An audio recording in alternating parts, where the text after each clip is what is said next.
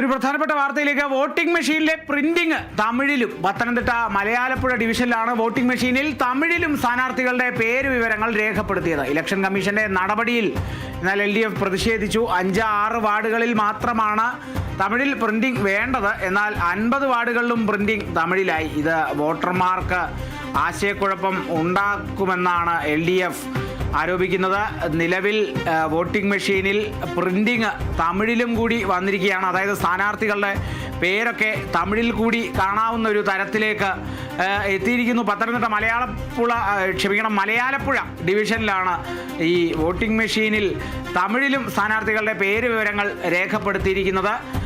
എന്നാൽ ഇതൊരു 5-6 വാർഡുകളിൽ മാത്രമാണ് കൃത്യമായി തമിഴിൽ പ്രിന്റിംഗ് വേണ്ടതെന്നുള്ളതാണ് LDF പറഞ്ഞിരിക്കുന്നത്. അതിൽ ഇപ്പോൾ 50 വാർഡുകളിലും പ്രിന്റിംഗ് തമിഴിലായി എന്നുള്ളതാണ് LDF ആരോപിക്കുന്നത്. അത് വോട്ടർമാർക്ക് വലിയ രീതിയിൽ ആശയക്കുഴപ്പം ഉണ്ടാക്കുമെന്നുള്ള ഒരു ആരോപണമൊക്കെ LDF ഉയർത്തുന്നു. ഇലക്ഷൻ കമ്മീഷനെതിരെ അങ്ങനെ ഒരു ആരോപണം ഉയർത്തുന്നുണ്ട്. എന്നാൽ ഈ തമിഴിൽ മാത്രമാണോ അതോ തമിഴിനൊപ്പം നമ്മുടെ പ്രാദേശിക ഭാഷ മലയാളമുണ്ടോ എന്നുള്ളതൊക്കെയാണ് അറിയേണ്ടത്. ഇത് കൂടുതൽ വിവരങ്ങളിലേക്കൊക്കെ നമുക്ക് എത്തേണ്ടിയിരിക്കുന്നു. അതിനെ തുടർന്ന് ഇനിയിപ്പോൾ LDFന്റെ നീക്കം എങ്ങനെയാണ്, ഈ വാർഡുകളിലൊക്കെ ഇനി അങ്ങോട്ടുള്ള ഈ വരാൻ പോകുന്ന ആ തെരഞ്ഞെടുപ്പിൻ്റെ ആ ദിവസം പത്തനംതിട്ടയാണ്, മലയാലപ്പുഴയാണ്. അപ്പോൾ 9-ാം തീയതിയാണ് ഈ തെക്കൻ കേരളത്തിലും മധ്യ കേരളത്തിലേക്കുമൊക്കെ വോട്ടിംഗ് നടക്കുന്നത്. ആ ദിവസങ്ങളിലേക്കൊക്കെ എത്തുമ്പോൾ 50 വാർഡുകളിലും ഇങ്ങനെ